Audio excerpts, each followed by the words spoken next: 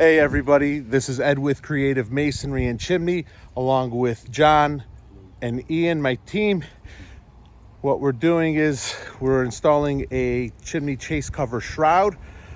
This shroud was stainless steel. We ended up sanding it down lightly and hitting it with some white vinegar to get rid of the oils, and we just use an industrial grade direct to metal paint on this chase cover. This is really a heavy duty chase cover.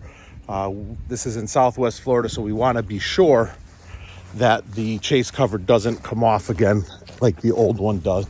So as we're walking over here, this is the chimney chase that we're going to be installing it on. It's quite high,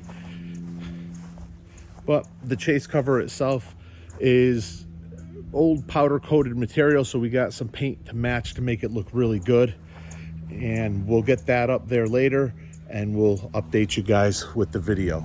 For now, this is Ed with Creative Masonry and Chimney. We're down in Southwest Florida and Connecticut. If you want quality, reliability, and just overall good work, just give us a call.